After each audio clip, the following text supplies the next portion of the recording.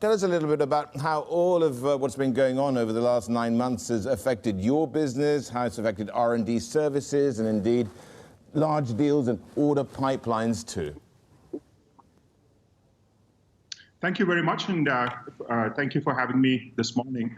It's obviously been a very interesting 9 months or so, and I think the world has changed quite dramatically over the last 9 months in the technology space, especially in the engineering and R&D space.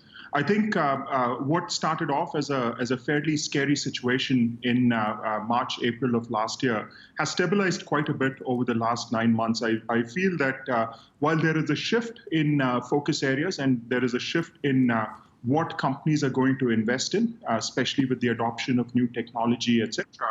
But I also feel that this is an opportunity for companies like ourselves because many global OEMs are relooking to define how their systems are designed, how their systems are engineered, and ultimately how they operate. So net-net, I would say, is it started off as a scary situation. And I think the first 3 or 4 months, companies such as ourselves were really in a survival mode. I think the next 3 to 6 months really put us in a stability mode where we've been able to stabilize the operations quite a bit. And frankly, looking forward, it looks like a strive and thrive mode because we are seeing some significant opportunities come up, though maybe not of the same type and the same sort of opportunities that we had previously, but the new opportunities are also quite large and quite interesting. So I'd say net-net, I take our situation today compared to where we started off about 9 months ago. Well, Krishna, give me an idea. You're talking about these opportunities. Can you give me a specific solution, if you will, for one of those OEMs that you talked about that you could employ to improve their process, their work process? Absolutely. So let's look at digital, which in some ways is an overused word, but also at the end of the day is a very powerful platform on how companies are able to design their products better and how they're able to operate their products better. So a number of OEMs now are looking at building in digital technologies or digital capabilities into their products. They're redesigning their products such that they have a lot more sensors, that they have a lot more intelligent devices in the sensors, that a lot more decision making can be done in real time, which makes their operations more efficient and which makes their usage more efficient. So for us to redesign these products using these sensors and using these technologies is actually quite interesting that it is happening across industries. Even if you look at an industry like aerospace, which has gone through a fairly rough cycle over the last 9 months, companies and OEMs are really looking at redefining their products by building in these digital technologies. So going forward, it makes it easier to operate them. It makes it more comfortable to operate them, and also easier and more efficient to repair, maintain, and overhaul these products. Krishna, you talk about opportunities. What does it mean for prospects for M&As? You acquired IG Capital back in September. Given opportunities, are you looking to acquire anything in the next 12, 24 months? Absolutely. That's a key part of our strategy. And I strongly believe that when the dust settles, so to speak, the companies that will really remain standing are the strong companies with strong fundamentals. And also a situation like this is typically makes a case for consolidation in any industry. And also, if you look at it, the cost of designing or developing new products today is significantly higher than what it was 10 or 15 years ago, which means that we need players of scale and we need players of competence that can actually participate in the design of these products. Therefore, we continue to be quite bullish on M&A. I think the only caveat I'd say with M&A is a bit binary because till it's done, it's not done. And therefore, it's a little bit difficult to say when it'll be done. But our view is that this is a great opportunity to acquire.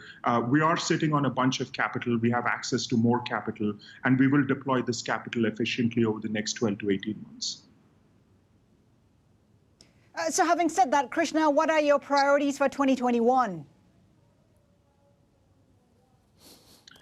That's a good question, and I think that's something that all business leaders have to think hard about. And I'll say there are three things that I'm going to look at. The first is, how do we engage our stakeholders better? Because we work in a new reality where work from home is really what all of us are doing, or many of us are doing.